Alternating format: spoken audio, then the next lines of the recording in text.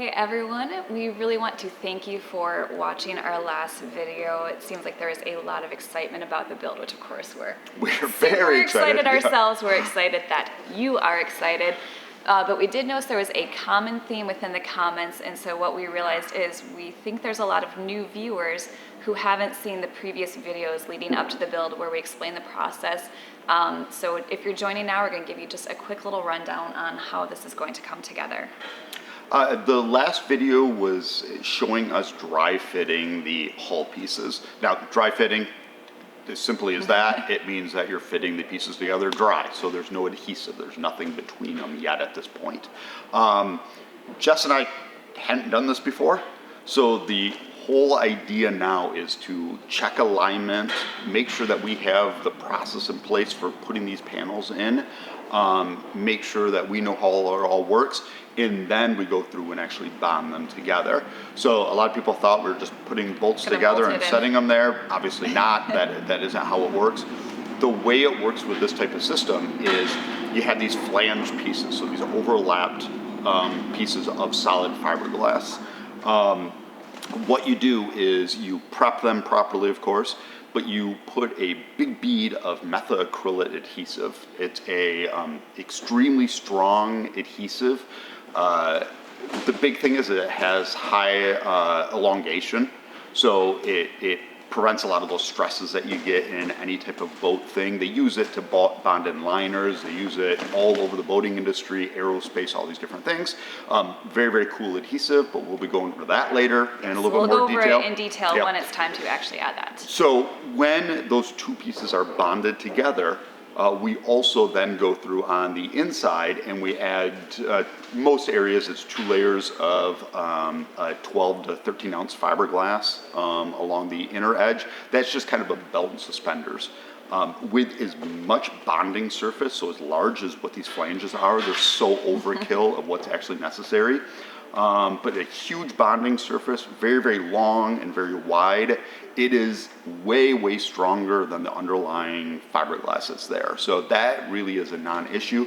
But again, a belt and suspenders approach, we are also glassing that, fiberglassing those seams on the inside as well. And then for the exterior part, what you do is, so you'll have a gap in between those two. And to fill in that gap, we end up just kind of backfilling with the methacrylate adhesive as well, and get that up to close to the surface, and then we gel coat over that. So you won't see it, you won't see the seams at all. If we're good. If we're good, which we will be. I promise. We will. We're gonna put forth the effort. Even if we have to do it 5 times, we're gonna get it right. Which we do. So you do that, and then you just polish it out, and again, you'll never see it. It's an extremely strong point there. And then you also have all of those bulkheads that are going, transverse bulkheads that are going from hull side to hull side. That's also acting to support those joint pieces. So those get glassed in all the way around, and that's just adding kind of a framework to it. Then there's a web that goes in there. There's all these different things that are holding all these pieces together. But things like the bridge deck and the hull sides and the cone in the front, that's the bow of the boat, all these things are going to be bonded in that same way. And again, we'll go over that, but what you saw was just a dry fit. It was just us making sure that we understand how these things align. You have kind of a short window to bond these pieces together when you apply the adhesive. They got to be applied properly. So you don't want to be figuring out alignment exactly. at that point. No. You want to be well aware of where everything goes. Yeah, so we're going through and doing it this way, which you're going to see a little bit more of that, but we'll be to the bonding stage relatively soon. Yep, and we'll go over that in detail, but just wanted to answer that question for you. And stay tuned for this episode and future episodes where we do get in that process and give a lot more detail. Actually bond it, and then we'll get to the boring part where I go through and explain that whole thing in a lot of detail.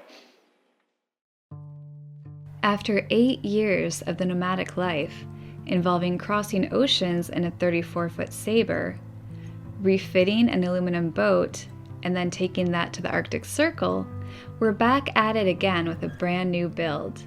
This is Matt, and I'm Jessica. Make sure to hit the subscribe button and join us every week as we start our newest project of building a 42-foot catamaran from the ground up. Be very strategic about my camera angles right now so I don't get your butt cracked. After doing some measurements of center lines of the boat at the aft part of the hull and the forward parts of the hull, we've realized that it is 1 5/8 inch off, so it looks like the port hull needs to come forward just a touch.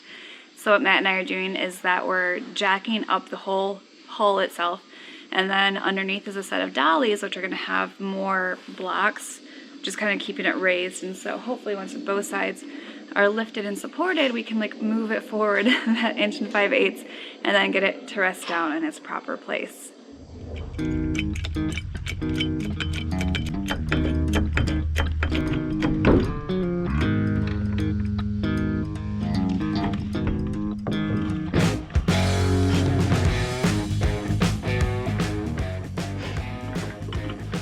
Everything's making noises. I know. It's a little scary.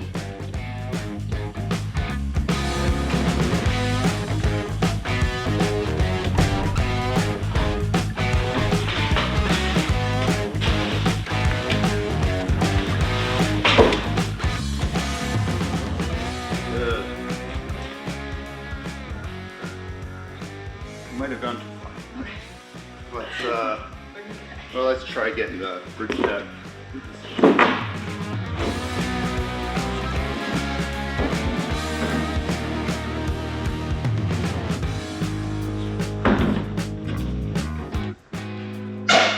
Matt's doing all the heavy lifting. Not an exact science, but we did push the hull forward a little bit on the port side, and then we started bolting in the bridge deck since it looked like it was falling into place. So yeah, not an exact science, but we're gonna lower it now, see how everything settles. This could be a job that we do a few times. Yeah, the problem is as soon as we level it down or drop it down, it is going to change the measurements a little bit. And I cannot figure out how they're going to change the measurements. So basically it's just kind of keep doing it over and over again. So jack it up, drop it down, figure out, do the math and figure out exactly if we're close or not. But it looks like the bridge deck's fitting much tighter now. The angles look like they're much better, so hopefully this will be it. Maybe first time and done. First time is not the charm.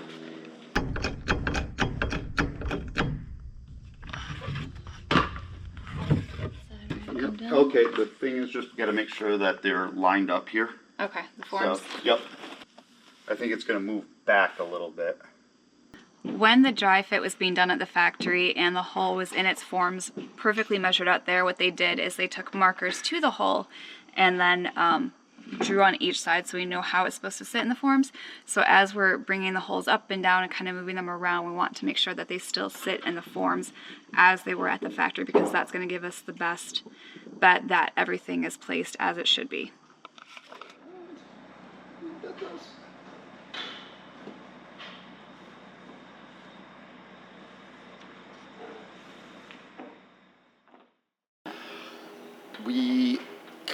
We've had a little bit of a complication trying to get the hulls level themselves, not fore and aft or their position so much as they are, this bridge deck piece is kind of, especially on this side, is a bit lower than what it should. The forms that they sent along with the boat that kind of supports the bridge deck should fix it in position, but we're kind of seeing that we have an issue with that and what we think it is. So we've talked it over with the designer, trying to figure out what exactly we need to do to fix it, and it's our fault. What happened is when we put these side panels on, we weren't able to get them high enough. So they are kind of pressing in, and these, you can see the orange straps there are actually what's kind of pressing in the hull because it can't sit properly in its form. And so the project now is to get those raised up higher so it's not interfering with the form, and kind of reset those to level that out. We did do it on the starboard side already. That we actually dry fit the panel in place, which is awesome. It's cool to be able to see what it looks like. But it's going to need to come back up because we can't put the bulkheads in with that there. So today really is going to be getting this one out of the way. Then we can reset and level this. The webs that they have inside, laminated inside, when they did that and when they're building the hulls, they actually used a level for it. So we can use that as a reference point to make sure that we have these from side to side level.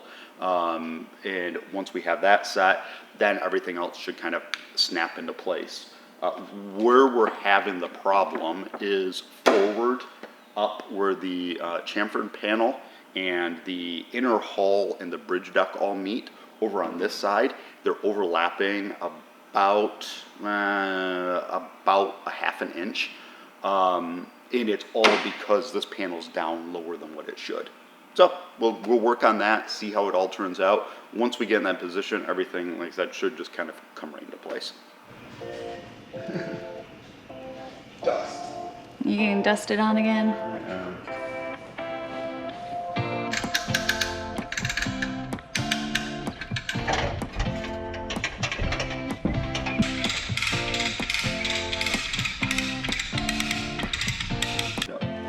Yeah, that's pretty tight there. Really tight. Are you going to need me on the outside, do you think, pushing out? Maybe. Yeah, I might need you. Things are looking pretty tight down here at the end, so now instead of being in the hull bracing Matt as he ratchets that up, I am going to be on the outside trying to push the hull out here, because right now it's just so tight under there that if we lift it up as it is, it's just going to try lifting the hull with it. So wish us luck as we try and get this up a few inches. So we're talking about doing one of the ratchets right across again? Straight across to that side. That should... And then it would, I think, hopefully pull that bottom closer to the wall. Yeah, so hopefully then it will take that top part, angle it out, shove that out, and then give us enough room to come up and over. Oh.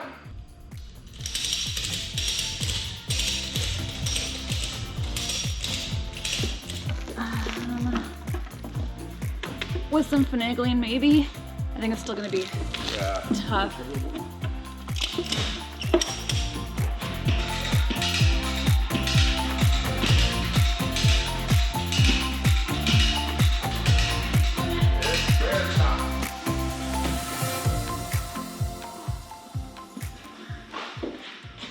A little bit of success as we start our day with Matt pushing out and me ratcheting up using the come along. We were able to get it up and over the flange.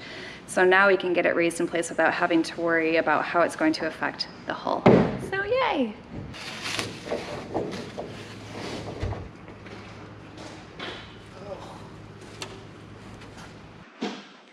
After Matt just did a little inspecting, it turns out we don't actually need that whole side to go any higher before we can get the forms in. So I think we're gonna get ready for that. And once those are in place, we can hopefully get that port hull level, because it's still kind of pushing in towards the center of the boat more than it should.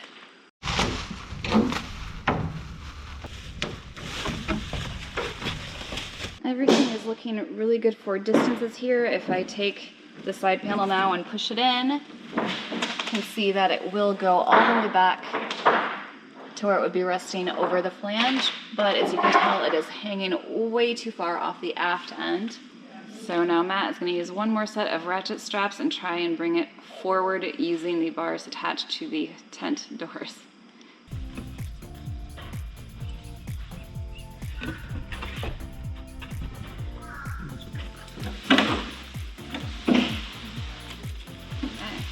Do you want me in the aft end watching to see what matches up? No, because we still got to bring this down, which is going to lower that a little. I think that when it comes down, we'll move it, kind of swing it a little bit further forward. So it's a very fine dance trying to get it perfectly positioned, as first you go up and then you go down and then you go out, but eventually we get it worked out. Okay, we're still high here. Yep. Perfect. Oh, need a washer. Need a washer.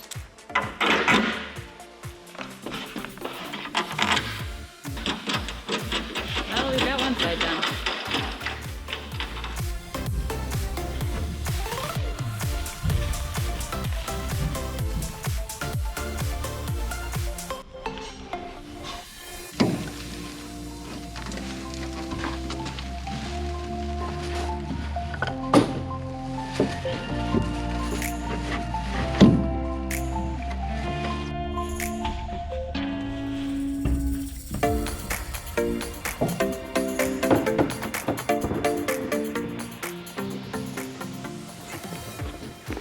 So we jacked up the center, and what was holding it down was the bridge deck was pressing down on this flange and kind of rotating and twisting it.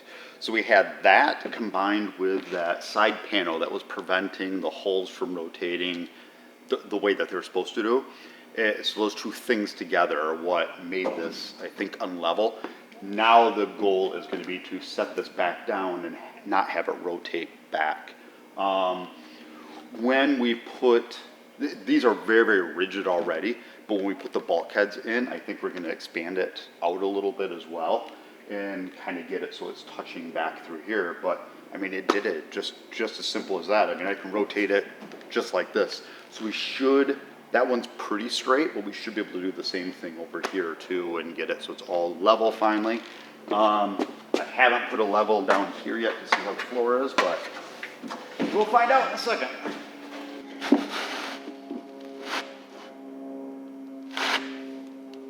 No, we still got more to go. Okay. So it helped, but it's not totally there yet. So I guess we still have to kind of get this up, press this side down, get this side up a little bit more.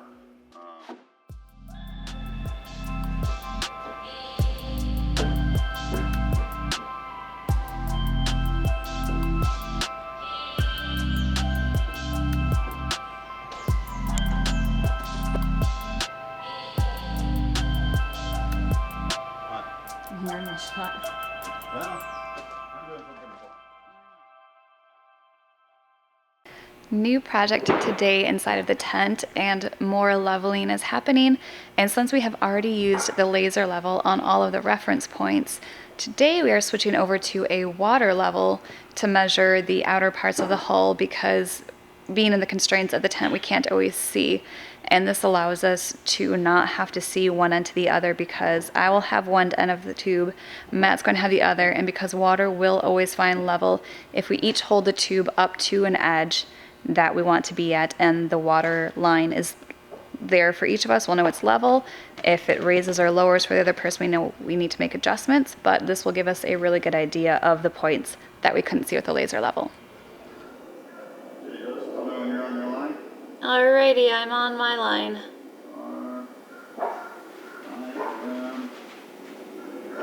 On my line. Good. Good, we've matched. Okay. Gonna get mine level.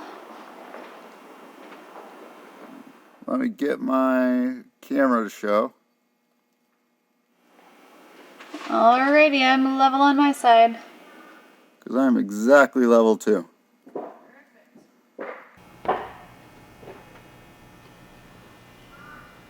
Yeah, that is absolutely perfect here. Perfect.